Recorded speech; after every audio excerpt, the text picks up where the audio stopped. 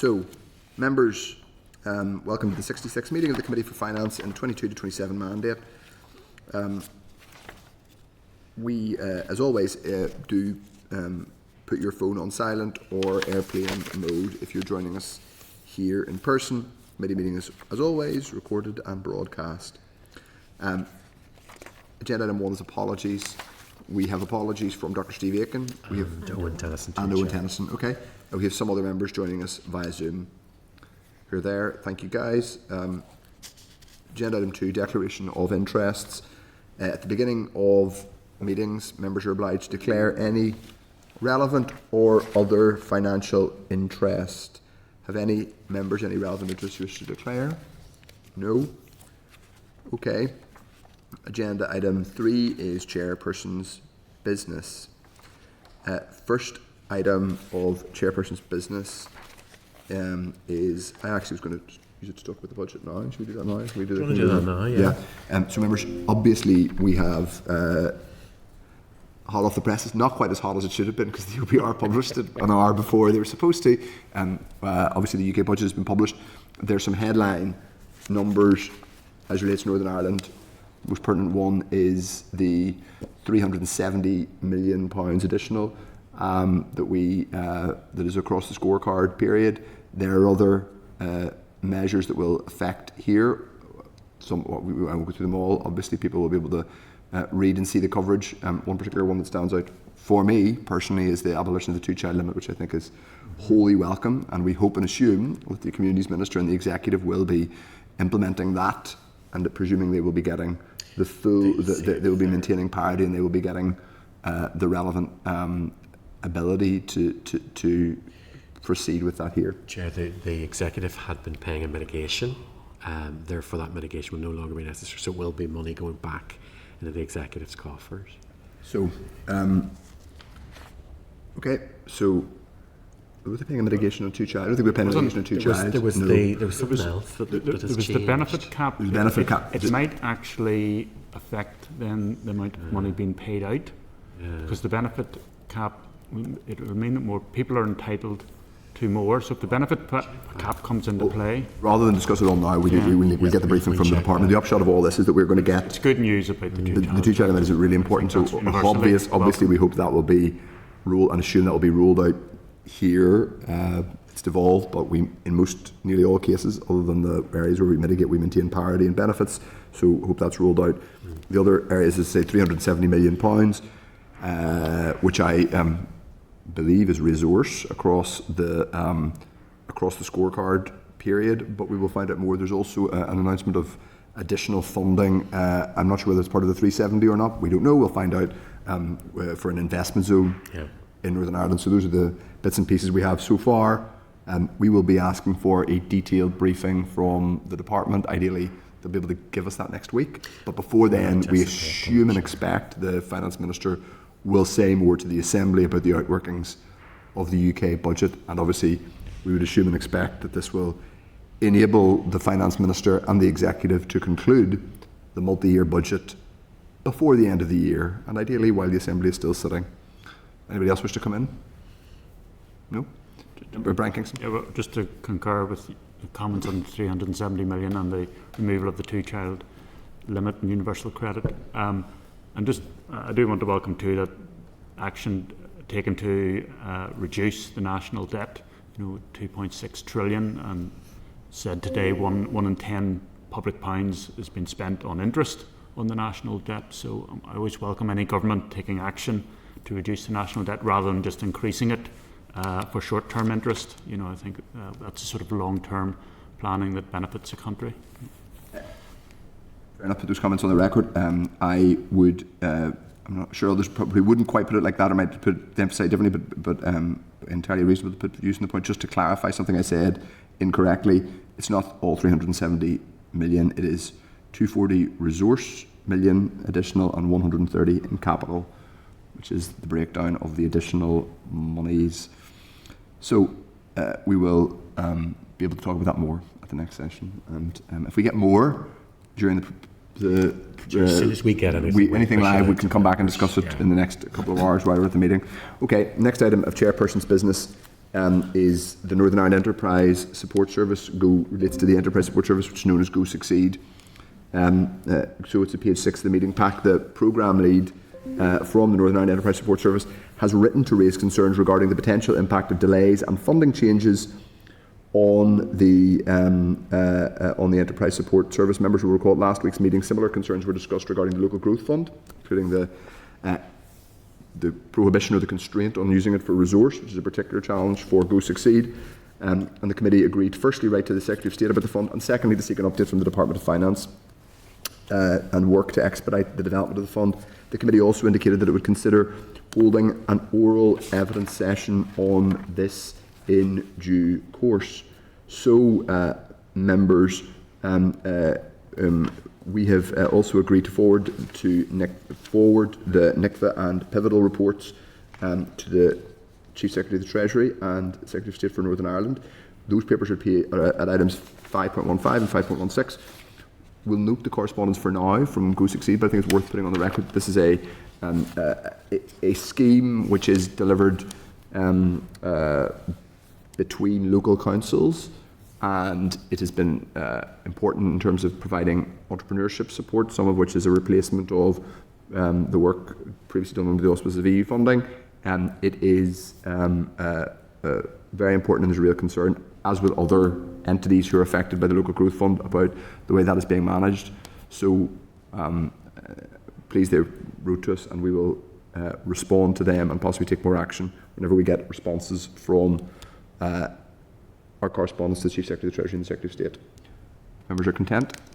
Okay, next item is invitation from the Human Rights Commission to their launch of their Human Rights Statement. That's at page 11. It's really just to note, unless any member wishes to go along, it is Monday week upstairs in the Long Gallery. Written statement from TO relating to, which this is the written statement on the publication of the COVID-19 Module 2 report. That's at page 14 of the meeting pack, for a press release from the First and Deputy First Ministers regarding the publication of findings of Module 2 of the COVID-19 inquiry. I would say, first of all, not in a chairing capacity, I think this will be an important reference point and background document whenever we come to look at some of the issues around civil service capacity, capability and reform in our inquiry, because it isn't simply a matter for, as it were, politicians. It is, and on that side, though that has been well rehearsed, including by myself and others, actually there are questions for the civil service too that I think are thrown up. I would make the argument that I think it makes a clear case for reform of how our institutions work and changing the way our politics work, but I also think in terms of the bureaucracy, there are lessons to be learned as well. That's to note, unless anybody else wishes to come in. Yeah, Deputy Chair.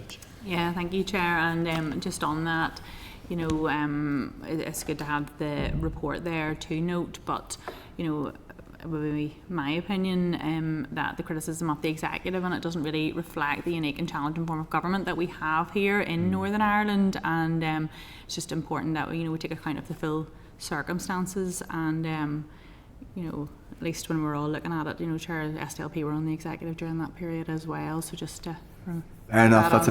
That's a fair point to put on the record. I can happily defend and stand over the record of my minister, who is of course no longer in politics. So she's no longer here in that sense. But there are definitely lessons for our broader politics, and I think that's one that we will discuss and look at both in this committee and elsewhere in Stormont in the weeks and months ahead. Okay, House of Commons Economic Indicators Report. This was included just because it's shared with the committee. It's the latest set of economic indicators, and obviously it has been somewhat superseded by the document that has been published this week from the OBR. I mean, without going into all of the details, you'll have seen from the updated OBR forecast there is a downgrade to the UK growth forecasts over the next number of years, particularly driven, I think I'm right in saying, by another downgrade to the productivity forecast. I think I've got that right. But in any case, it is a tricky picture, and I think it's something we want to look at, particularly as we examine the Fiscal Council bill and whether what the Fiscal Council is looking at is sufficient. I remain of the view that some form of economic analysis, economic forecast, or at least a composite picture of economic trends as opposed to fiscal decisions or fiscal output in Northern Ireland would be a really useful thing for the Fiscal Council to provide. I think that would, and I remain more convinced of that, but that's a personal and party view. Okay, next item of chairperson's business relates members to the head of the civil service. We obviously a couple of weeks ago had Neil Gibson up in front of us regarding issues to do with the civil service, specifically the education minister's trip to Israel and the occupied territories and the code of ethics, but broader questions about how the code of ethics operate. We had intended to copy that to the head of the civil service. Unfortunately, administrative error meant that it wasn't copied to the head of the civil service. So to put on record, our apologies as a committee for that, because it should have been copied. I understand that they had asked, so we extend our apologies in relation to that. I should append to that two other points.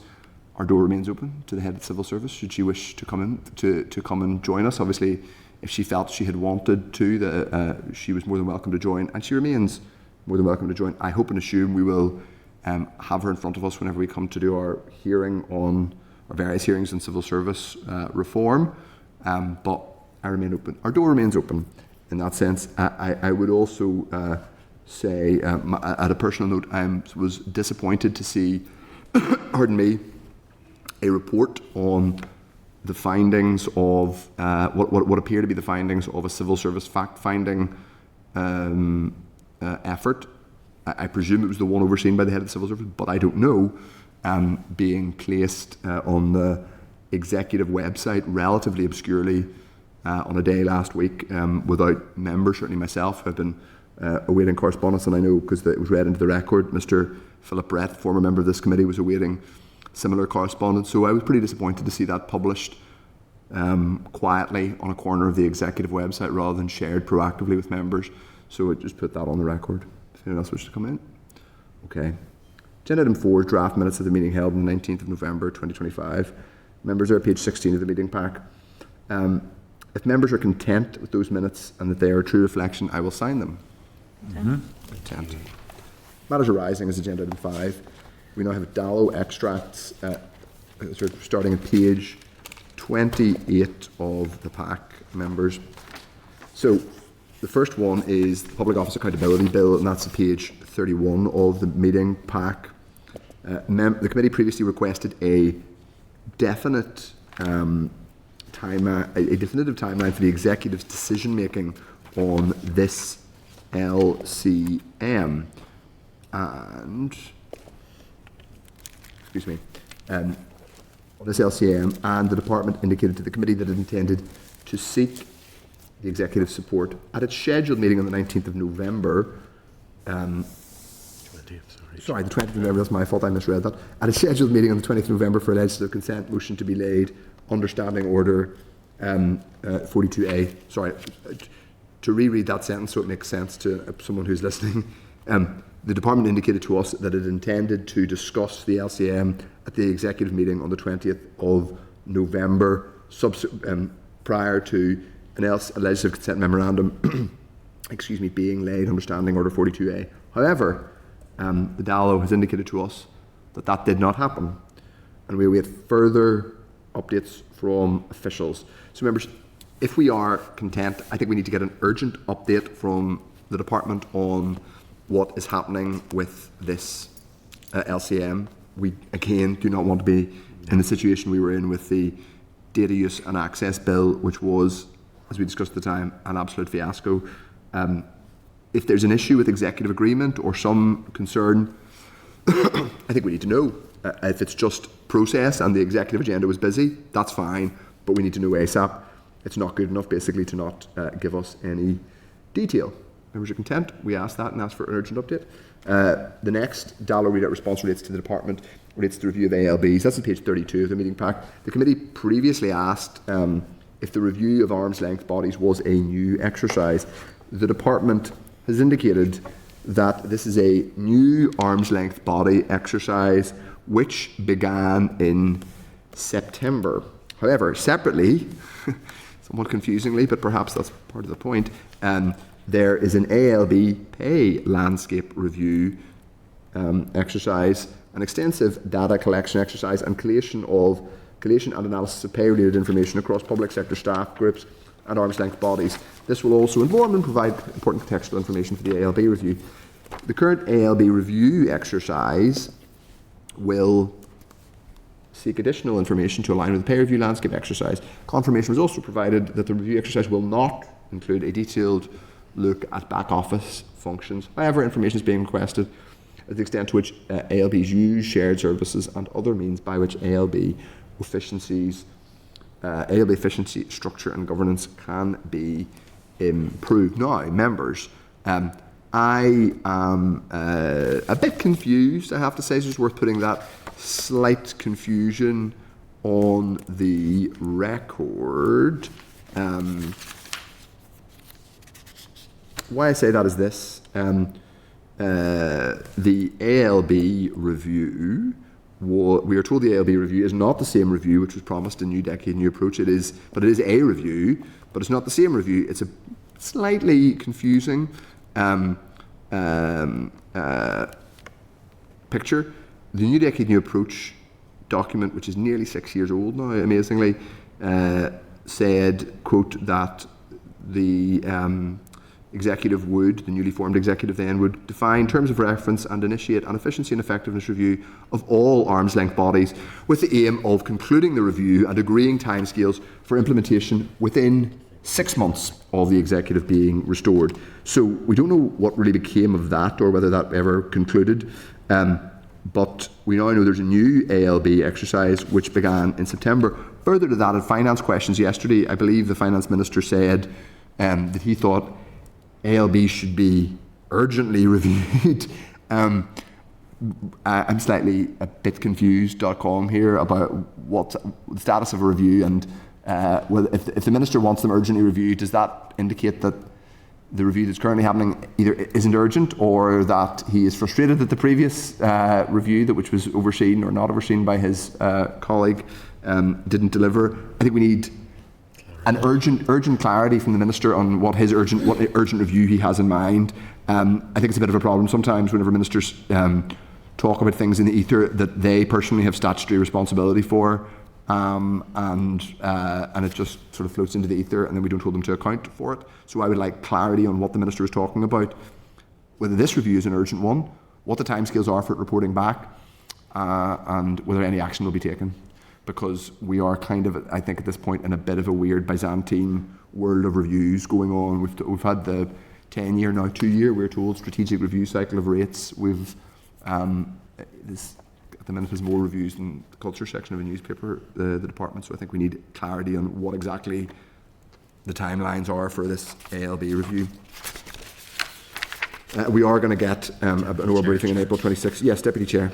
Yeah, thank you very much, Chair. I think on this one, my understanding was from the NDNI required review, I think that was quite a high level one, and it was conducted. And whenever we've been asking questions through this committee and others over the past year, the Finance Minister has agreed that there needs to maybe be a bit more operational review, as you say, more so rather than the strategic, in order to take action. And ultimately there's so many arm's length bodies in different departments that, for example, you have multiple bodies within the Department of Health. Like it would be my opinion that in the first instance those ministers should be looking at their own arm's length bodies and gathering that sort of information, then feeding it back through and just reporting it centrally. But just from this information here today, I think it's very concerning but not surprising that we have all of these, I think there's well in excess of 100 bodies we're talking about here in terms of quangos, and there's no centralised information, that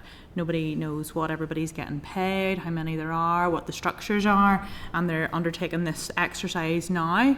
I'm incredibly alarmed that nobody has this, and they're commencing this review. So if we are writing into it, I think it's more than just asking the finance minister, why haven't you done this? I think it would be worth actually saying, can we ask every minister what they've done with all their own arm's length bodies, because just because we're not seeing it sitting here centrally doesn't mean that there's nothing being done. And I would be quite shocked that if within each department they're not looking at their own. And I think we nearly need to reach out that way, especially with those particular departments. And I just say health because I know off the top of my head how many separate bodies there are within it, but I don't know whether we want to reach out to the different committees ourselves, or we want to feed that back through the finance way. But I think that it would be good to get that information, and just because we're sitting at the central point of review within this committee, I don't think that it's all on the Department of Finance. Nice. Can I make a suggestion? In case of going direct to minister. So I think that's a good point, and I think maybe we are going first into the finance minister and asking what's the crack here. You said this should be reviewed urgently. Well, you're in charge of it. What's happened? It's apparently already reviewed, and there was anyway. So what is actually happening? What's the timeline? And then sometimes it is helpful to get consistency from other departments and what their understanding is. So I am, if other members are content, I am content for us to go to other departments and say, as finance committee, we have lead responsibility for monitoring this. Can you tell us what you are doing, what your belief is? Worth just saying, clearly this just flagged to me, the communities committee are themselves looking at this, but there's no harm in us writing to other departments and getting clarity from them, and obviously then we can copy the responses we get to the individual statutory committees. If members are content. Yeah, go ahead. Yeah, and just one further, just because this point is referenced about how they're reviewing the different pay review landscapes across the different bodies. If we're writing to the different ministers, it would be good to ask, have they got some sort of collation of what all the different pay structures are within the arm's length bodies under their own departmental responsibility? Okay, Brian Kingston.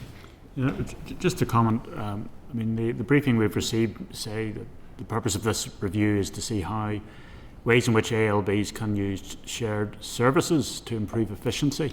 Yet it also says it's not including back office functions such as finance, HR and IT. Surely that's exactly the sort of thing that could become a shared service to improve efficiency. I don't understand why.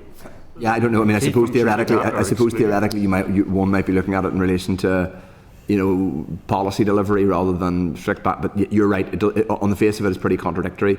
And I think particularly in a world where, we are told consistently about the constraints in financing and frontline services, I think the public will want to know that there aren't, as it were, quangos that are just continuing to exist because they exist and they're not complete empires, well, I don't know, and they're not. There are lots to do really important work. To be absolutely clear, some of that's regulatory, some of that is holding executive to account, some of that is. But I do think looking at it in a fresh way and being honest about it, particularly if you're saying to the public and if you're saying to, for example, community and voluntary organisations that, we're having to squeeze your core funding, you need to be clear that you are as optimised as possible in relation to ALBs that continue to exist. Do we know whether the whatever previous review did happen under, I have a memory in my head, but I can't remember now, whether there was an actual report back to the Assembly about the 2021? We could just find that out. I was going to say there wasn't, but we check on that. Sure. There was a previous one done when the departments were about to reduce from 12 to 9. I don't recall anything closing down at that one either. Right. Okay. We will check back for both of those. Okay. Next agenda item is 5.4, which is the minutes of proceedings and the annotated marshalled list for further consideration stage of the deaths, births and state baby loss bill. We've already done the further consideration stage and it's completed. We will have final stage, I'm pleased to say, next Tuesday, the 2nd of December. We will talk about a press release from the committee later on, and obviously we're pleased that it is getting to final stage. 5.5 is a letter from Lord Carlisle, who's the chair of the House of Lords NI Scrutiny Committee, to the Secretary of State in the carbon border adjustment mechanism. That's at page 35. We've been copied into that correspondence as a courtesy and can be expected to be copied into the response, just to note. 5.6, digital infrastructure and cybersecurity in the community and voluntary sector.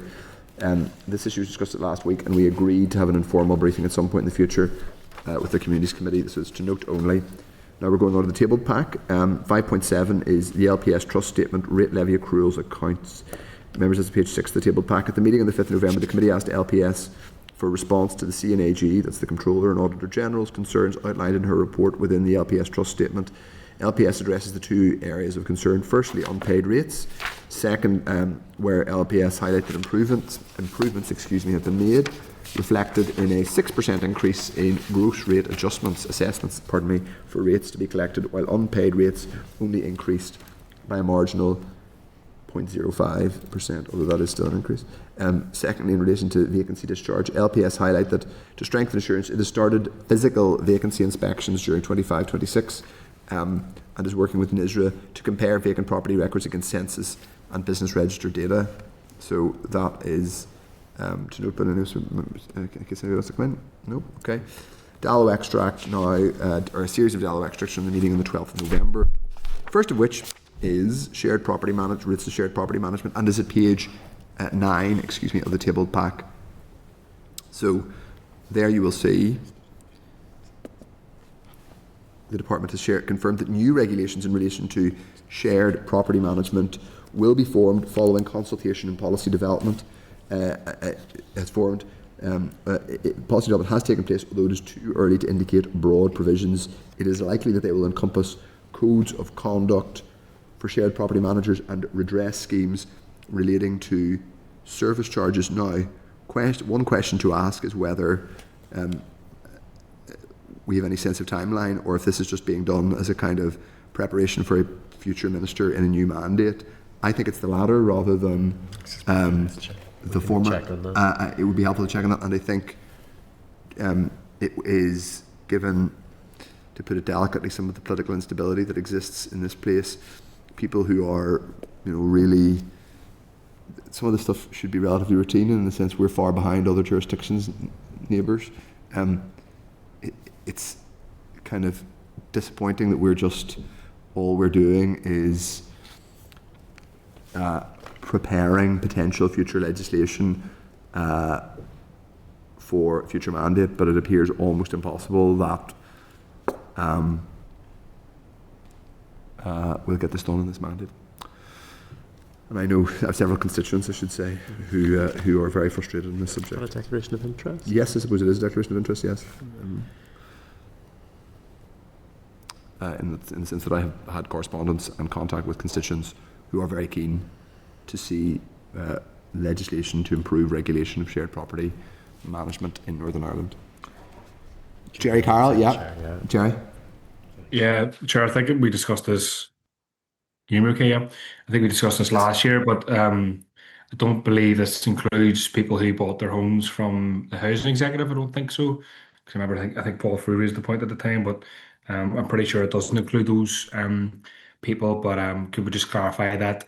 And also, I've been working with quite a lot of constituents who are who bought their homes from the housing executive, and they're being hit with a large maintenance fee, and we're sort of challenging it. So just to put that on the record as well. Yeah, no problem. Well, I suppose I'm not sure, Jerry. I mean, given there's no legislation is drafted, so there's no. I presume housing executive properties would be probably exempted. Clarification: it's former housing executive properties. So but if you're saying, like, obviously, if it's former housing executive properties, they may still be, for example, in an apartment block, still overall managed by the housing executive. So they are the manager, even if there's an individual flat or whatever owned by.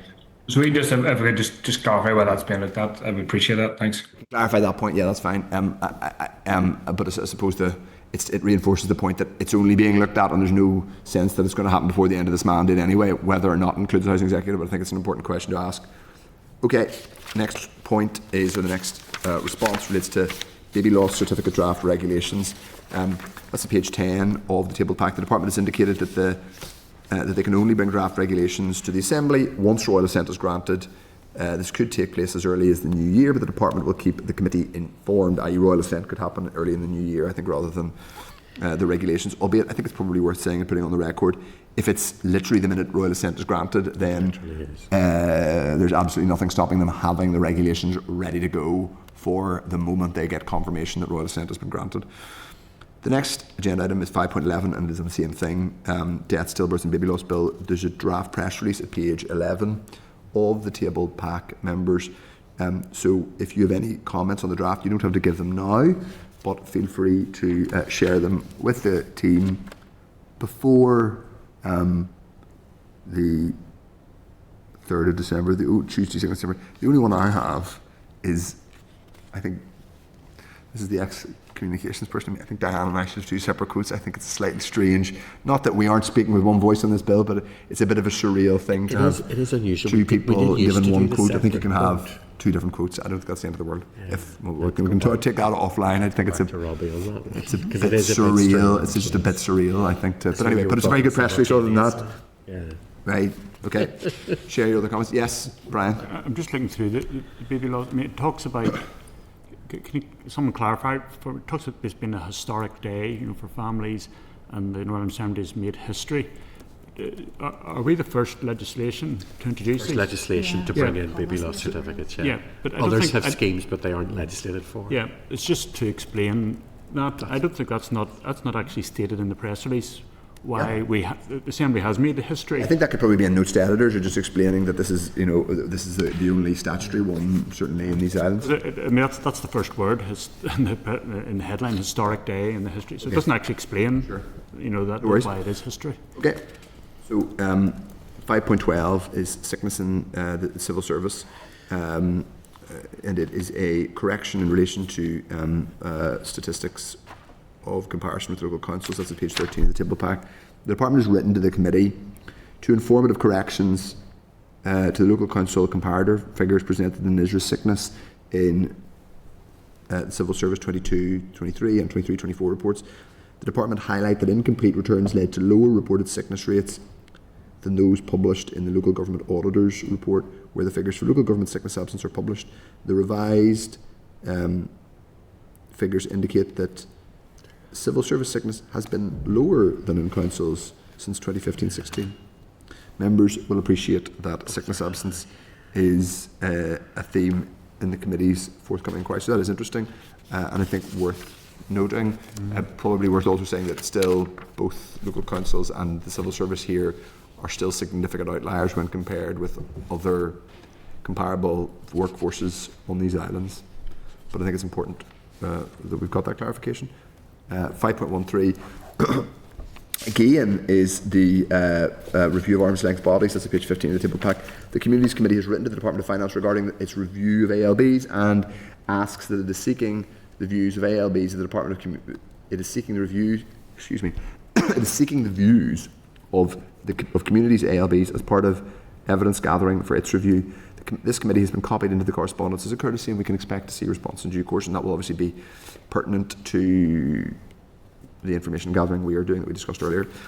5.14 is from the Economy Committee, and it's a call for evidence on the RHI closure of the non-domestic scheme bill. That's page 17 of the tabled pack.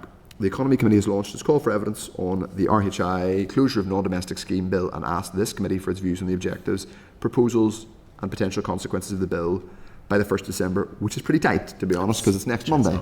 And it's basically not going to happen. I think it's not a reasonable timeline. Or we could say to our former colleague, Chair of the Economy Committee, Mr. Brett, that not quite what we need in terms of time. And we will try and turn it around quickly, but what we will get from the Department of Finance, if members are agreed, is their view on the bill's objectives and specifically, financial consequences, I think, is ours and the department's purview, and obviously given the historic nature of worries over RHI that need not be rehearsed in this room of all places, we will get the view of the department. Okay, 5.15 and 5.16 is NICVA pivotal reports on the community and voluntary sector. They're page 31 and 42 of the tabled packs. We discussed them last week, and so they're to note. 5.17 is correspondence from an individual. We have discussed that this individual, and that's a polite way of describing them, is having an electronic folder used to store their correspondence. That's to note. The next agenda item is the SL1 on government resources and accounts estimates, or GRANI if you prefer, so sometimes the acronym, a designation of bodies, Amendment Order 2025. This is an annual thing where the department makes a statutory rule to update the list of public bodies that are included for designation in departmental estimates and accounts as in each financial year. The rule is subject to negative resolution and will be come into operation on the 1st of January 26. Full details of the SL1 can be found at the clerk's cover note on page 42 of the meeting pack. Members, there have been 3 new bodies added and 11 bodies renamed, the detail of which can be found at page 47 of the meeting pack. Members, if you're content with the statutory rule to designate these bodies, you can either indicate that now or request any further information. People are content with that in broad terms? Good. Agenda item 7 is the Northern Ireland Fiscal Council Bill. So, members, we just to update members, we invited the Nevin Institute and Pivotal to join to brief us on the NI Fiscal Council Bill. Pivotal have confirmed that they will join us. The Nevin Institute, along with the Ulster University, the Nevin Institute is not able to make it, but they will provide written comments for us. If members are content. I had an additional thought, but I don't know if it's math, so I won't say it out loud. I say too many math thoughts out loud. Item 8 is the Administrative and Financial Provisions Bill, Committee deliberations. Members, page 50 of the meeting pack, there is obviously, we discussed last week, some legal advice on admissibility of amendments, and we're going to ask the clerk to update members. Members, there's really nothing huge to say about that, but it was basically around the issues that were raised before around what you could put into this bill. We were given advice around the admissibility of amendments. They don't have to relate to anything that's already in the bill, and they are admissible technically when they fill those criteria that members now have on a fantastic laminated sheet that will be brought out at every meeting from here till the end of these particular bills. But also, essentially, if an amendment can fulfil those criteria and is within the scope of the title of the bill, the long title of the bill, it's theoretically admissible. However, standing orders indicates that the Speaker has last say. So whatever the Speaker decides in his determination of amendments, that is that. But in terms of admissibility, anything that the committee is looking at or anything the committee might suggest, we'll run it through the admissibility matrix. Yeah. But that's just to give members a kind of visualisation of what that looks like. But this does remain a very broad bill, as members have discussed previously. The long title is pretty expansive. And just delighted to see the lamination of this for the benefit of MLAs, which please do not read that as an indication of what our clerk teams think of our bibs and high chair for next week. It's just for longevity's sake, because these are actually usable from now until the end of time, because they're applicable to every bill. Okay. Excellent. Thank you very much. So, members, further to that, we agreed to at the end of the session. We agreed to correspond with other statutory committees regarding the scope of the bill. So we've done that. The committee also wrote to the Department of Finance asking about future amendments, i.e. whether they had any other intentions in that regard. We haven't received a response yet. Agenda item 9 is the Cybersecurity and Resilience. This is our oral briefing on that bill, the Cybersecurity and Resilience Network and Information Systems Bill. Now, this is a bill. Hopefully they are. This is an LCM rather than an installment bill, I should say. This is a bill for which will be asked to give our legislative consent. Yes. Page 70 of the table pack includes a briefing paper on DSIT, Department of Science, Innovation and Technologies, Cybersecurity and Resilience Network and Information Systems Bill. It wasn't available in time for the main meeting pack, so it's in the table pack. The briefing paper from the department. Page 68 of the table pack also is a memo from the clerk. We also have in our main pack correspondence from the Department of Finance, which was from a while ago, which alerted us to the existence of this bill, a copy of the bill itself at page 54 of the meeting pack, and explanatory notes at page 154. So members, yes, sorry, if members are agreed, yes, of course, as always. The big bit in red I always forget to read, which is, assuming members are agreed that Hansard will provide a transcript of this agenda item, and they've already arrived, helpfully. Members, just to be clear, what this does is it alters the executive functions of the Department of Finance in its role as a designated competent authority under the Network and Information Systems Regulations 2018. It delegates powers to the Secretary of State, for example, to make secondary legislation, but we can find out more about this in the evidence session about what it exactly does, and introduces various measures which will have an impact on the devolved administrations. So this is very important that we understand what this bill does in broad terms, and what we are specifically being asked for legislative consent for. So welcome Paul Duffy, again, who's Deputy Secretary of Digital Security and Finance Shared Services, and Hugh Tohill, who is Director, I did say Deputy Secretary rather than Deputy Director. Hugh Tohill is Director of Digital Security and Engagement. Welcome both. Thanks for coming. We'd like an opening statement, please, Paul. Obviously, do give us the core bits, but obviously we'll tease out as much as possible in questions as well. And members indicate if you want to ask a question. Okay, thank you, Chair, Deputy Chair and committee members for the opportunity to brief the committee on UK's Cybersecurity and Resilience Network and Information Systems Bill, which was introduced to the House of Commons on the 12th of November. This legislation seeks to strengthen defences against cyber threats to essential services across the UK, including here in Northern Ireland. With cyber attacks on the rise, and the UK is the most targeted country in Europe for cyber attacks, the bill aims to ensure that services the public relies on every day are better protected. It updates and expands on the Network and Information Systems Regulations 2018 to drive a step change in cyber resilience for critical infrastructure such as energy, drinking water, transport, healthcare and digital infrastructure. Cyber threats have evolved rapidly since the original NIS framework was introduced in 2018. Hostile states, criminal groups are launching more frequent and sophisticated attacks on critical systems, targeting not only the primary operators, but also their suppliers and digital service providers. In the last 18 months, we've seen hospitals, local councils, government networks, and democratic institutions hit by cyber incidents. An independent study estimates that significant cyber attacks cost the UK economy around £14.7 billion per year, underscoring the scale of the challenge, and Northern Ireland is by no means immune to these threats. This bill is in response to today's evolving threat environment.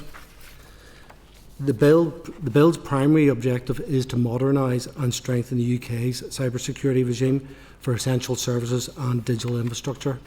It does this by reforming the NIS Regulations 2018 in three ways: expanding the scope of what's protected, empowering regulators with new tools and resources, and enabling swifter government action in response to emerging threats. Importantly, while it deals with technical subjects, this is not a highly technical IT bill. It is fundamentally about governance, resilience and accountability in cybersecurity. It ensures the right duties, oversight mechanisms and powers are in place to improve cyber resilience across critical sectors. The bill will bring more essential services and their supply chains into the regulatory framework. When NIS was first introduced, it covered operators in 5 critical sectors: energy, transport, health, drinking water and digital infrastructure, and certain digital services like cloud providers, online marketplaces and search engines. This bill expands this scope and adds new categories that reflect today's risk areas, such as data centres, managed service providers, large load controllers in energy and designated critical suppliers. Perhaps most importantly, regulators will gain power to designate certain key suppliers of essential services as being critical and bring them under regulation. The bill seeks to bolster the capabilities of the 12 regulators known as competent authorities who oversee the NIS implementation across the different sectors. This includes the Department of Finance, which is designated as a NIS competent authority for our devolved sectors. This includes energy, health, drinking water and transport. Currently, organisations only have to report cyber incidents if they significantly disrupt services. This misses early warning signs, for instance, if hackers infiltrate a system but haven't yet caused an outage. The bill will mandate that a broader range of material cyber incidents and breaches are reported within tight timelines, initial notification within 24 hours, fuller report within 72 hours. This includes incidents like a ransomware infection, even if the services haven't yet been knocked offline. The goal is to give regulators and government a much better real-time picture of threats so they can respond faster. The bill introduces a statement of strategic priorities, mechanism allowing the decent Secretary of State to set clear objectives for how regulators should implement cyber regulations to drive more consistency across sectors. One practical issue has been that regulators have ability to fund their expanded activities. The bill will empower regulators to cover the full cost of the NIS regulatory work from the companies they oversee. Similar to other regimes, operators of essential services may be charged fees to cover compliance audits, guidance and enforcement efforts. This ensures regulators, especially where resources are tight, can hire the necessary experts and run the robust programmes without being constrained by internal budgets. Importantly, regulators must be transparent and accountable for how they use these funds with published charging schemes. The bill makes it easier for regulators to share information with others and with bodies like law enforcement or intelligence agencies in the context of cyber threats. This addresses legal uncertainties that currently might slow down cross-agency cooperation. The existing NIS enforcement regime, including penalties for non-compliance, will be updated. The bill raises the ceiling on fines to align with regimes like GDPR, although the exact levels are still subject to final agreement. These changes will give the Department of Finance, as the Northern Ireland regulator, the tools and resources needed to ensure our local essential service providers are truly meeting their obligations. Rather than add bureaucracy, this is about making regulation more effective, getting better information on risks, having the funding to engage more with operators, and being able to act decisively if standards are not met. Finally, the bill recognises that cyber is a fast-moving domain. It gives the decent Secretary of State new powers to adapt or intervene when needed for national security. Currently, to expand NIS to new sectors or to significantly change security rules, primary legislation is needed, which can take some time to put in place. The bill will enable government to add new sectors or adjust security requirements via secondary legislation. This future-proofing means if a new critical technology or sector emerges, so for example something like AI as a service or quantum cloud in the future, posing systemic risk, we won't have to wait years for another act. DESA can enact regulations to bring into scope quickly, subject to parliamentary oversight. Drawing on precedents in other national security laws, the bill gives DESA Secretary of State the power to issue binding directions to regulators, but not to a devolved government acting as a regulator, as here in Northern Ireland, and directly to companies in the event of an urgent, extreme cyber attack. This would be used only in exceptional cases, for example, if there was intelligence of an imminent cyber campaign targeting critical infrastructure, the Secretary of State could direct companies to take specific preventive actions immediately. In summary, the Cyber Security and Resilience Bill delivers a comprehensive upgrade to the current cybersecurity laws. It expands coverage to more of the systems that matter, gives regulators more capacity, equips government to handle serious threats in real time. Turning to Northern Ireland's interests, although this is a UK-wide bill, its implications for Northern Ireland and our devolved responsibilities have been carefully considered. Cybersecurity of essential services straddles reserved and devolved competencies. The UK's view, as set out in the devolution analysis, is that the bill's provisions largely relate to matters that are accepted or reserved, namely national security and telecommunications. However, in practice, the bill will operate through the existing NIS framework, which involves devolved sectors and authorities. As I said, here in Northern Ireland, the Department of Finance is the competent authority under the NIS regulations for our devolved sectors. We develop policy for NIS in Northern Ireland, oversee and enforce the regulations for local operators of essential services, and coordinate with UK Government on cyber legislation and policy. So naturally, this bill directly engages devolved functions, even though it's being passed at Westminster. The Department of Finance has reviewed the bill's provisions to determine which engaged devolved matters. Our legal advisors in the Departmental Solicitor's Office have been engaging with decent legal advisors as we seek to finalise our consideration of the devolution analysis.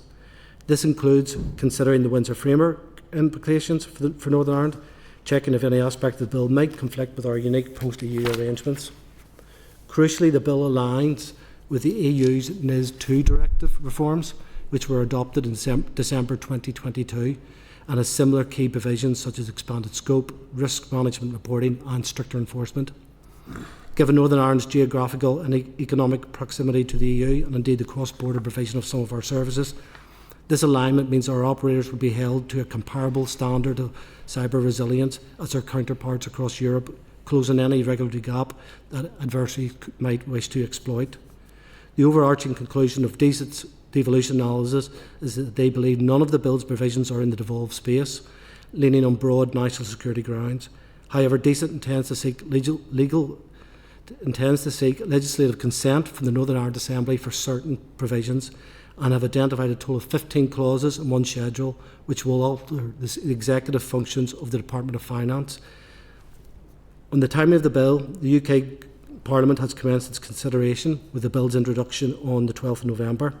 A second reading of the bill is yet to be scheduled, and is anticipated that the third reading of the bill will take place in the House of Commons next summer, before being introduced to the House of Lords. To allow time for the final considerations of the devolution and Windsor Framework analysis, the Finance Minister will be laying a memorandum before the Assembly, explaining why a legislative consent motion is not being sought at this time. We are hopeful that this final consideration of the devolution analysis and the Windsor Framework analysis will be completed in the coming weeks, at which stage the Minister will take a view on commencing the legislative consent process. At that stage, I'm more than happy to come back to the committee to provide any further update on the analysis that has been completed.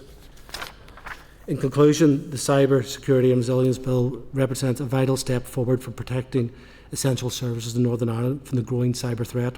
It brings the legal framework up to date, incorporating lessons from incidents in recent years, and creates stronger defences and response powers.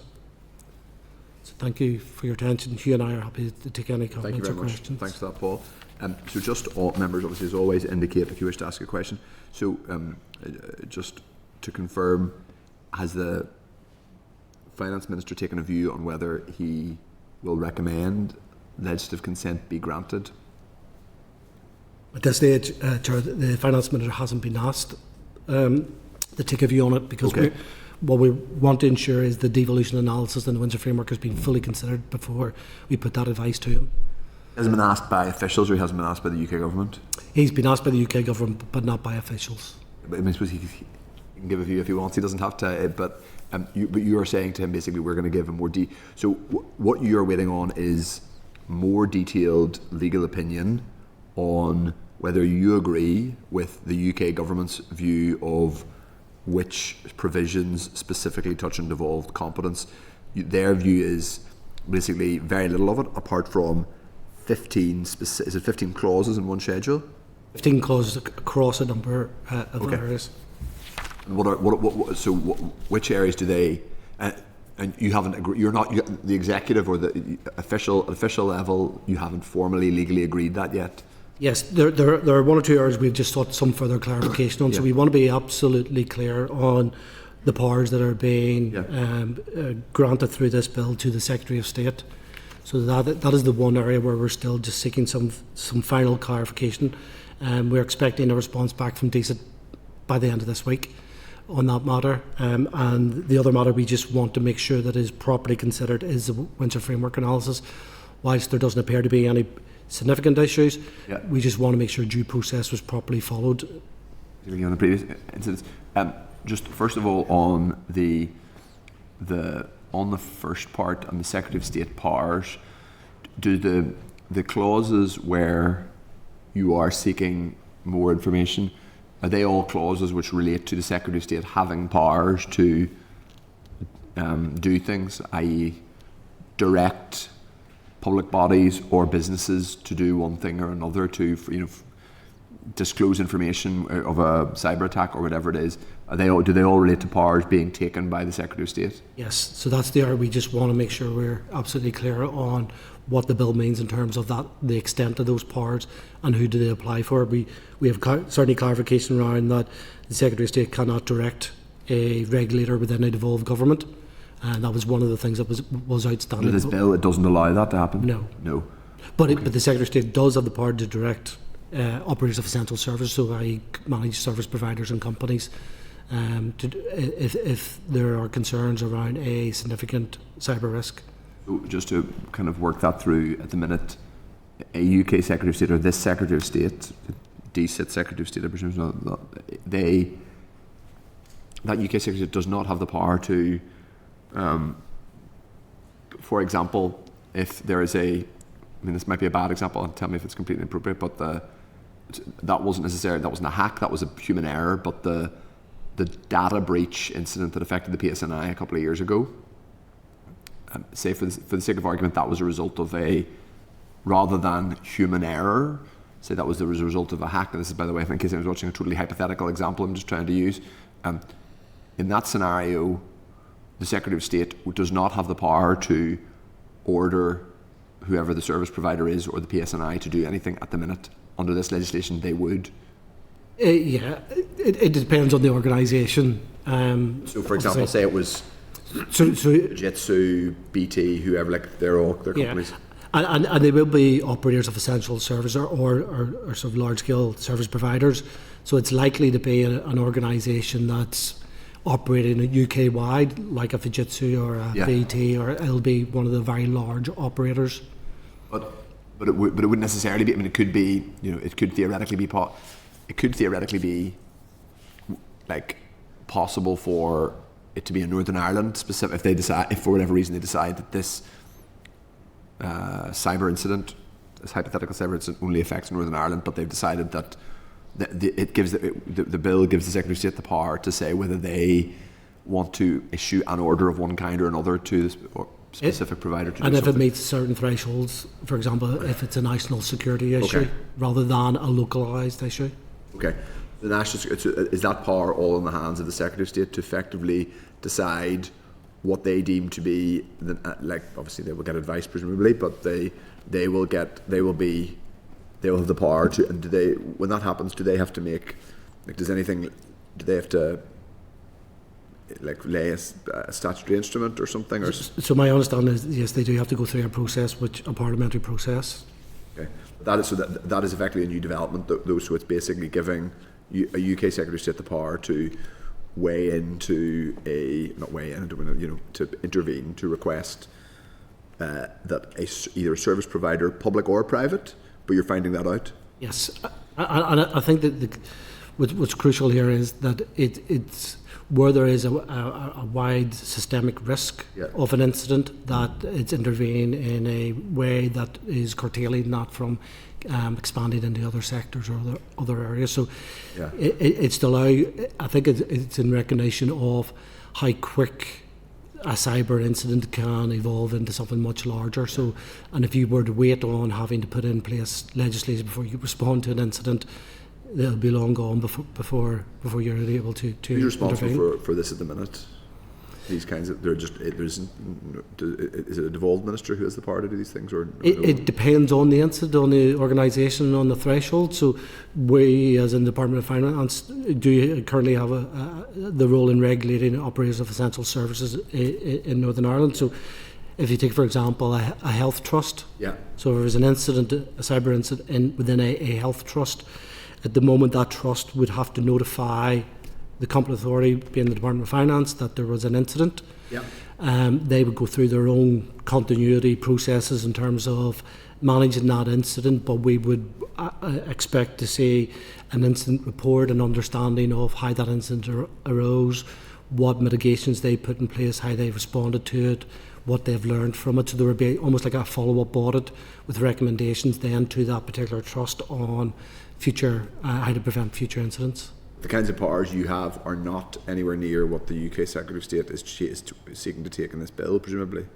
Well, no, because the powers that we have at the moment are around our local services and providers. Whereas the powers the Secretary of State would have would be UK-wide powers. So I accept that one is UK-wide and the other, yours is currently local, but apart from the geographical remit, are they of similar legal import? Do you have the similar power to command them to release information to you, for example? Yes, so we can at the moment request information from them, so we put information notices out, and we also have the power to... They are legally obliged to follow it, and they're not just... Yes. You have the right to ask, they must comply. Yeah, and the reporting has to be within the time frame as well, so they legally have to do that as well. I suppose to think about, if there was an incident, say, in a local trust in Northern Ireland, and it was potentially, I'm trying to think hypothetically of an example, if it was caused by a supplier, which was a UK-wide supplier to other health providers then the Secretary of State would obviously wish to take an interest in that regard, because that could have a UK-wide health impact. This doesn't mean that the Health Trust in this hypothetical scenario now has to make their disclosure to the Secretary of State. It means that the Secretary of State, if he or she is advised by their officials that this is more systemic and or UK-wide, If it became a national issue, that's when the Secretary of State would have the powers then to intervene. You mentioned the Windsor Framework. What specific issues are you alive to that are at play there? I wouldn't call out any specific issues at this stage, but I suppose my concern just has been the quality of the analysis that's been provided. So I think It's not good enough. I don't think it meets the standard. From whom? From DCIT. He said, okay. So Okay. we have challenged the quality of it. We don't expect it to flag any particular issues, but we just want to make sure it's done through the right process and proper due diligence has been done. Is it policy specific, or is it just that it just seems a bit flimsy? I think it's the latter. Okay, that's fair enough. It just seems like they haven't, basically it's been a bit desktop and not very... Yeah, there is an rigorous. obligation of them to follow certain guidance, and whilst this bill may not have huge implications for the Windsor Framework implications, we still wanted to follow the proper process. One, obviously, issue, something I've talked about in another capacity, is one of the potentially unseen aspects of Brexit is that it's not, or it's only partially covered in certain contexts, largely around the movement of goods, is that data moves across the island of Ireland all the time. Organisations move data, often individuals move data. That's a bank. Churches, the GAA, whatever organisations that exist, trade unions that exist on an online basis. But we are kind of lucky at the minute in that the UK government has maintained GDPR adequacy. Is there anything here that could make that more challenging, that could create a situation where data is... I can't see one at the minute, but could you tell me if are there any... Certainly not that I'm aware of, Chair. If anything, this bill aligns more with the NIS2 regulations within Europe, which came in 2022. There's more surety that it, if anything. So it brings a more comparable regulatory framework to organisations working across border. Okay, that should be helpful. That is currently it for me, but I'm going to bring in colleagues, Deputy Chair. Thank you, Chair, and thank you both for coming here today. At the outset, Paul, you had said that Northern Ireland is the most targeted part of the UK for cyber attacks. Sorry, the UK is the most targeted in Europe. Oh, okay. I was just going to ask you a wee bit more about the detail of that. But why do you think that is? Why the UK is the most targeted? There'll be a whole host of reasons. It'll be because some of it will be driven through politics as well. So you will see. We will have witnessed during conflicts over the Ukraine crisis that there will be an increase on certain countries in terms of where they support politically certain other countries. There will be more targeted threats and attacks. Hugh, I'm not sure. Yeah, absolutely. It's more the geopolitical position in terms of the stance taken quite often by the UK government, which makes the UK an attractive proposition for nation states or adversaries at that level, and that's why, and also criminal gangs who operate from some of these adversary nations are targeting actively, not just for financial gain, but also for disruption and potentially impacting election processes and really the delivery of government across the UK. Okay. Well, thanks very much for that. I was going to ask, I think you've kind of covered it, the reasoning around using the Westminster Bill rather than an act of the Assembly, but just for clarity, so you were saying that primary legislation will take a bit of time, but this will help you make sure that we're aligned and doing the right thing in the meantime. So is there an intention to still bring primary legislation on this? No, largely because it's really a national security matter in terms of when you think about cyber, it doesn't sort of respect boundaries or geographical boundaries. So the UK is much stronger defending as a whole rather than as individual components. So the elements of this bill will strengthen our regulatory framework here and align with what's happening in the UK, and also it now aligns with the NIS directives for the rest of Europe. So I don't think there will be anything in terms of a huge advantage of having local legislation on such a wide-ranging issue. And have you got any indications of the timescale for this? The bill itself. So my understanding is the bill is, well, it has been introduced on the 12th of November. Second reading is hoped to be scheduled before Christmas, but we haven't got a date yet, with third reading towards the end of March, April, with it then being introduced into the House of Lords. Royal assent is aimed for early 2027, so it's a year and a bit away. Yeah, but it's all very current and very live, and important that we stay on top of it. Yeah. Such an important issue in the meantime. But thank you. That's all from me, Chair. Okay, Harvey. Thank you very much, Chair. Thank you. I was just looking at it in practical terms. A cyber attack, it's not always something of financial interest to anybody. It's more of a stealing of data. And is that data worth anything? Can that be shared, sold, or passed on? Just thinking of the speed. When things are monitored, do you know of the likes of that? Can it be reported and addressed if an attack does take place quickly? Yeah, Mr. Harvey, yes. We have really well established and effective working relationships with the National Authority around the National Cybersecurity Centre, as well as law enforcement here and other areas across Northern Ireland, where we can stand up our cyber incident response processes very, very, very, very quickly. And we feel that we have tested these plans. We have they've been tested to be effective, and we are confident that in the event of a major cyber incident locally, that we would have all the necessary people together very, very quickly to address that, as well as technical expertise from the private sector, where we have contractual arrangements ready in place for that. I suppose the one thing I would just add is that we certainly wouldn't want to appear complacent in this area. You can do lots to prepare, and I think it's important that us as officials can give assurance around those preparations, but also, this is a very fast-moving and growing sophistication in terms of cyber attacks. So we always have to be vigilant on it. Appreciate it. Thank you, Chair. Enough. All right, Brian Kingston. Okay, thank you for your attendance, Paul and Hugh. Certainly, I remember when I was on Belfast City Council when cybersecurity issues were coming up, it seemed quite a remote thing, but I think we're all aware now much more. This is the front line of defence of the UK in the modern world. You've said the UK is the most targeted country in Europe, primarily because of the stand it's taken against aggressors on the international stage and rogue state, and it's a consequence of that. I'm aware in all of this that speed of response is critical, that there can't be unnecessary delay when there's a cyber attack.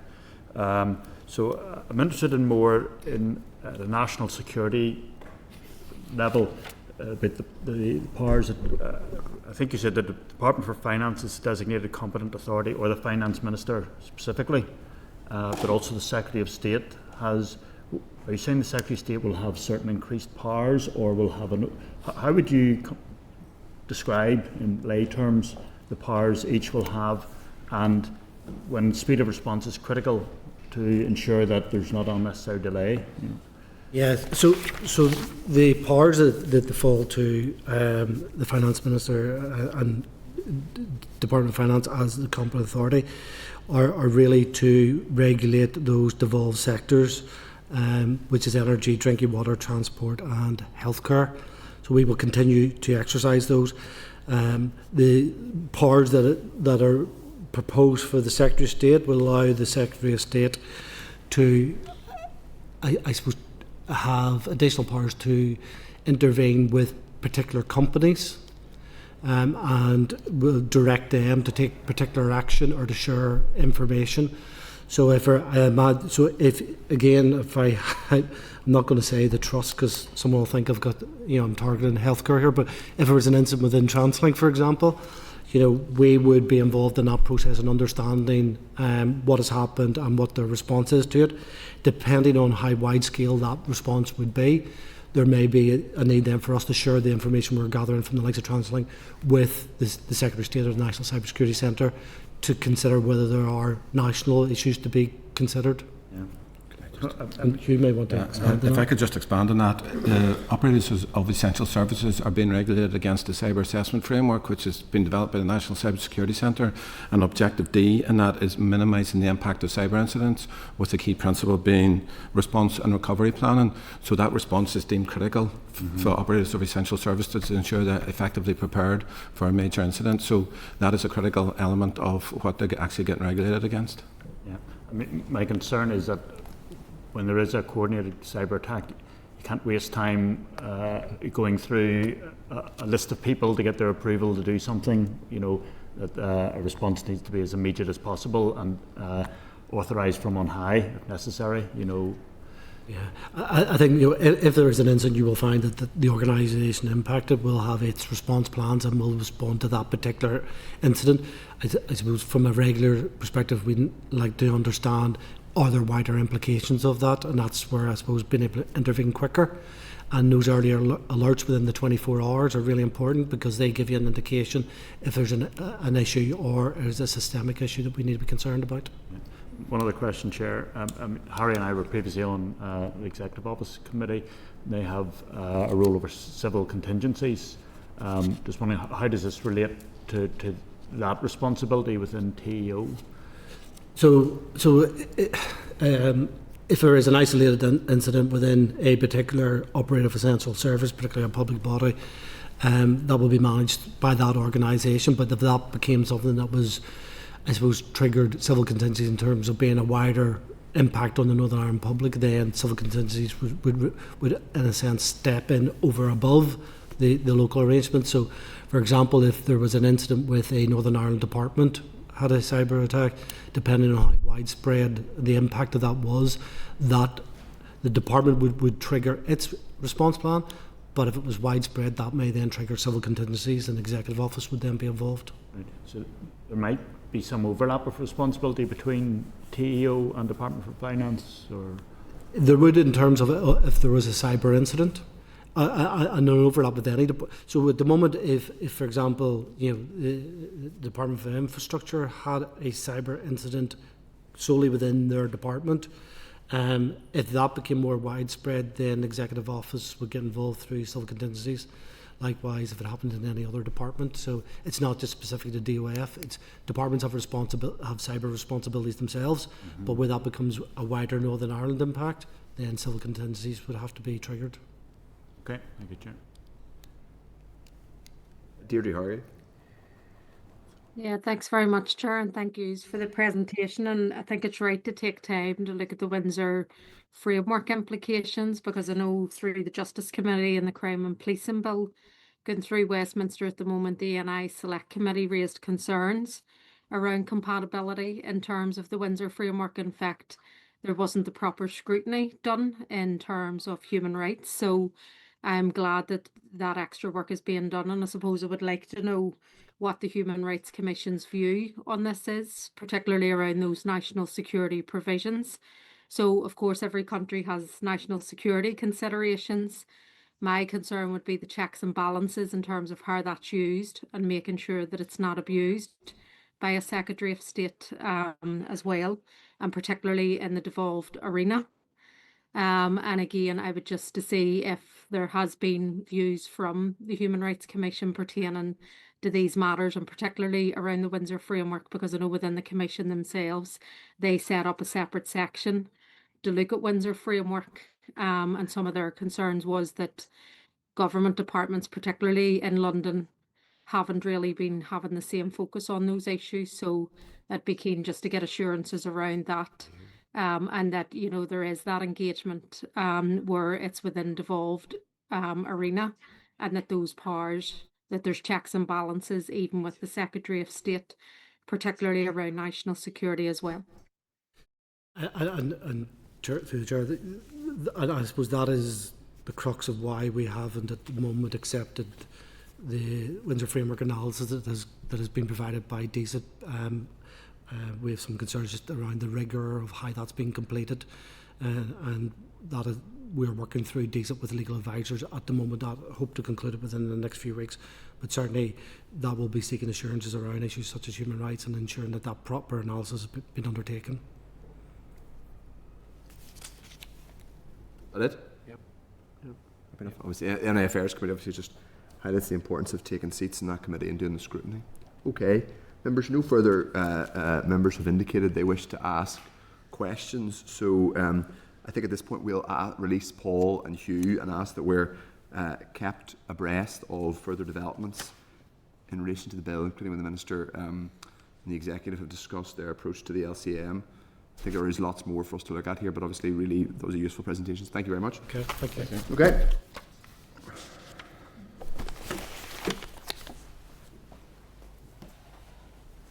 Members, we now are ahead of time. We're going to talk about. I don't think we've any. I don't think at this point we have any follow-up actions. I don't think we are going to be kept in bed. It's relatively early stage briefing, which is useful, and an improvement, I suppose, on the data use and access bill, which is helpful, and they're able to flag up early concerns around the Windsor framework analysis. Agenda item 10, as I say, is the Outturn and Forecast Outturn.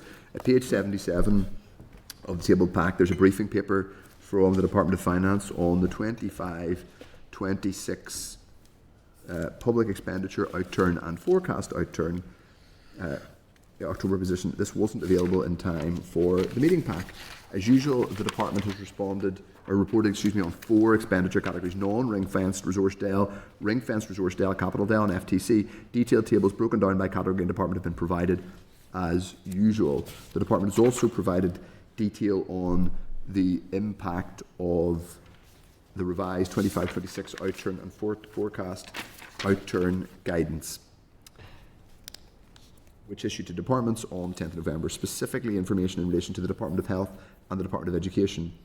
In line with the new guidance, these departments have combined resource DEL overspends of 439 million, 8 million I should say, in their October returns, confirming they expect to overspend against their agreed budget. In relation to overcommitments, departments are reporting overcommitments of 231 in non-ring-fenced resource DEL, which is a reduction of 481 million, 220 million of ring-fenced resource DEL, and 81 million in capital DEL. A detailed breakdown is provided at Annex A, beginning of page 87 of the tabled pack. So in relation to outturn compared to monitoring position for non-ring-fenced resource DEL, departments are forecasting a total overspend of 423.7 million. The departmental positions are in Annex B at page 87 of the tabled pack. In addition to that, page 98, sorry, the tabled pack, in respect of ring-fenced resource DEL, departments are forecasting a net easement of 14.3 million. The departmental positions are set at Annex C at page 105 of the tabled pack. In capital DEL, departments are forecasting a total easement of 151 million. However, DFC increased its forecast easement, which would have brought the total easement to 162.8 million. The departmental positions are set out in Annex D, page 112 of the tabled pack. In FTC, financial transactions capital, all departments are forecasting outturns in line with their monitoring positions, which is commendable. Pleased to see that. That is in Annex E, page 119 of the tabled pack. Expectations for variance exceeding the threshold of 5% and 250 grand are at Annex F. So members, first of all, are we agreed to forward all this information to other committees? I presume we are. And secondly, happy to take members' views on what we have in front of us and agree follow-up action. The first follow-up action I would like to agree, and maybe we may have this information by the time of the next meeting. I hope we do. I would like to find out, first of all, when the December monitoring round is going to be. It'll be December by the next time we meet. But we only have 2 meetings left before the end of the year. If we aren't going to have a document to scrutinise, so first of all, I understand the department is under pressure to turn around both the December monitoring round and a multi-year budget. I understand that some of the information that was released today in the budget will have some of a bearing, but only a bit of a bearing. I mean, it's not fundamentally reordering where things are. But I would like to understand when we're going to get the December monitoring round and, of course, the multi-year budget. I think, by implication, I'm now resigning myself to us not getting the multi-year budget before we have our last meeting in this committee. but I certainly would be disappointed if we were not getting the December monitoring round with the ability to talk about it in this committee and scrutinise it before the end of the year. I think it would be very concerning if the December monitoring round came out on, for example, the Friday after the Minister was here. I think that would look bad, because I think it would be bizarre to wait 24 or 48 hours and then publish something that clearly would have been in the works and close to being finalised before the Finance Committee met the Minister in question. Ideally, it would be published with an oral statement to the Assembly, which would enable all members to ask questions of the Minister, and also about the position, including the post-budget position and the multi-year budget position. So there's that. We also obviously, as part of that, want to get a sense of, so we have a forecast overspend of 400 million. How much of that will be, excuse me, eased by by what's been announced today? A bit, but not all. How much of the overspend is the Department of Health pay settlement, and all of that? But I'll bring all the members in now. Deputy Chair, first of all. Yeah, thank you, Chair. I think in the chamber, was it yesterday, I had asked the Finance Minister in and around the fact that there's multiple things going on, and I thought he made it quite clear that there's two separate things that I'd be bringing forward, the multi-year budget and the December monitoring round. So I think that, you know, for us and the immediate financial pressures, I would agree it's important that we get the answers in the December monitoring round, and given that he is here on the 10th of December and then we go into recess, it seems entirely reasonable that we would expect to see something before then. But I just wonder if, whenever we're asking around that, have we any clarity on any further monitoring rounds later in the year? Because obviously we're here now at the end of November, a couple of weeks out from recess. There's been... This will be the final one, Chair, that the Department had confirmed the December monitoring round would be there'd be no January monitoring round. And there'll be none then at the end of the year either. They basically had said that there would usually be an October and a January. Their position is this is, rather than October and January, just a December. Okay. I think, Chair, just with there being so much movement around it, so obviously you've said you would want to see it sooner rather than later. It feels like there's so much going on that I wonder, is the one monitoring round actually sufficient? Because there's a lot of things that have moved, and just reading through the details of this, we have a lot of significant easements, including things around the A5, a lot of projects that aren't commencing, big numbers coming through, so that'll all get picked up in this monitoring round.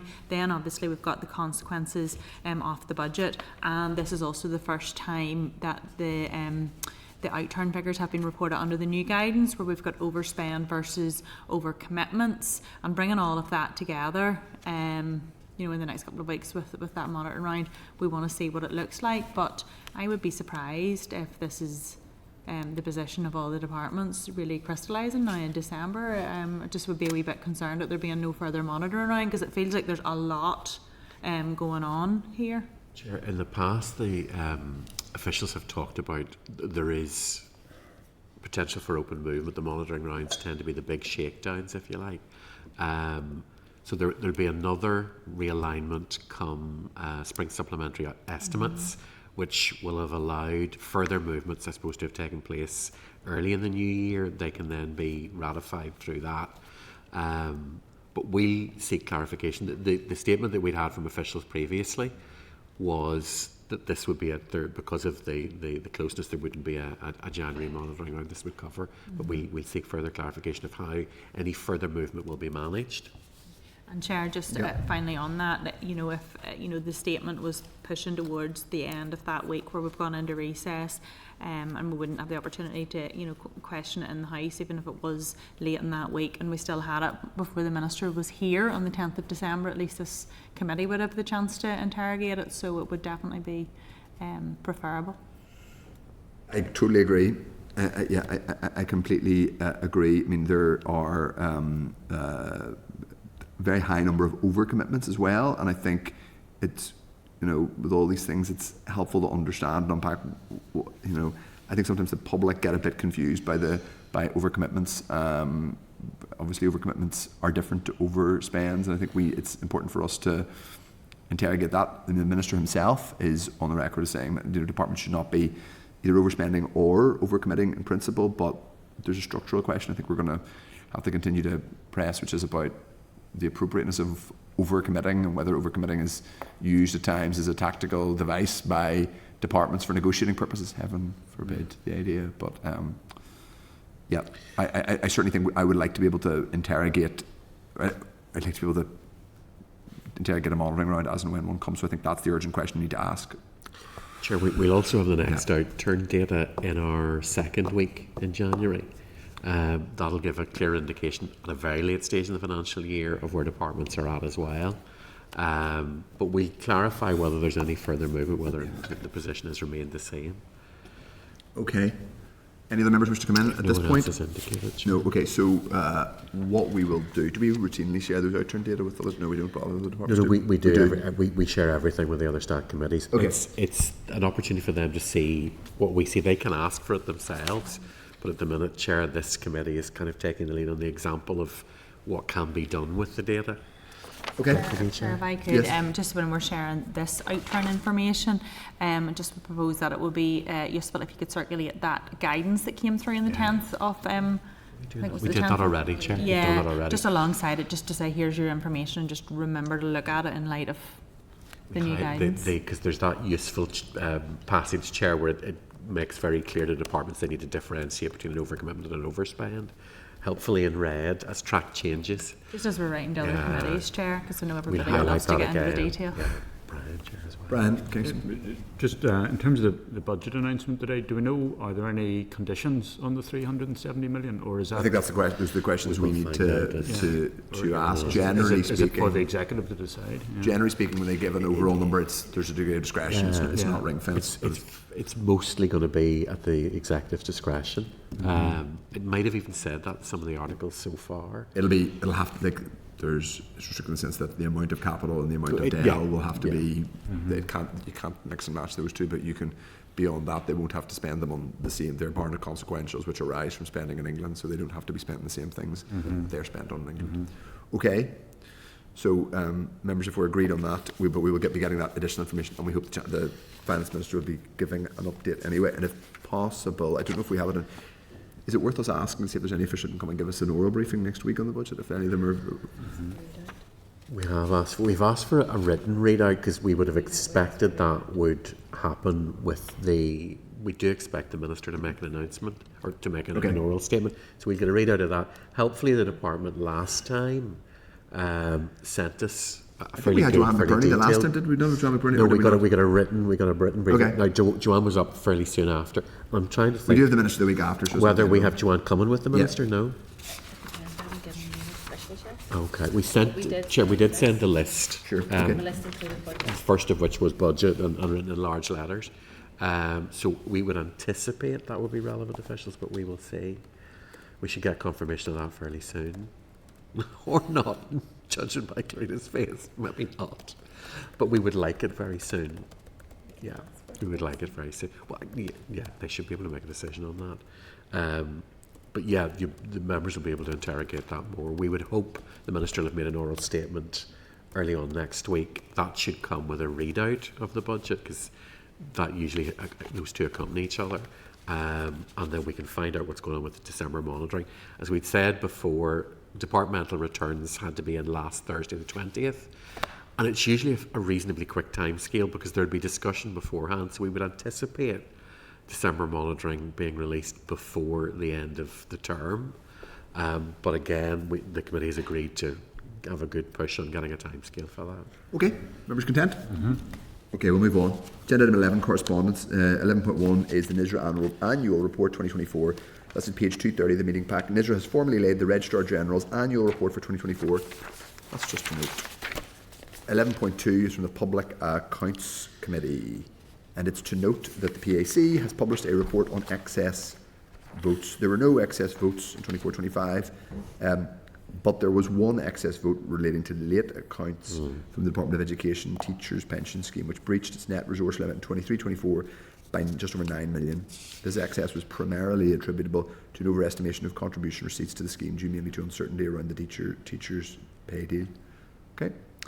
11.3 is the Communities Committee, Children's Services Corporation Act, Northern Ireland 2015. Members, that's at page 129 of the table pack. The Communities Committee has agreed to request a joint briefing from the Department of Communities and Finance on cross-departmental work related to the application of the Children's Services Cooperation Act 2015. We were copied in as a courtesy to note. 11.4 is also from the Communities Committee and it relates to a partnership agreement between the government and the voluntary community sector. The Communities Committee has written, it's at page 132 of the table pack, the Communities Committee has written to the Department of Finance regarding fair funding principles. The committee has been copied into the correspondence as a courtesy and can expect to see the response in due course. Members are content. Agenda 12 is the draft forward work programme. That's at page 275, the briefing pack. I think it's worth just saying we have next week, our main item is the Fiscal Council Bill. We have the Ulster University Economic Policy people and Pivotal. And next, is there anything else next week that in terms of oral sessions that we need?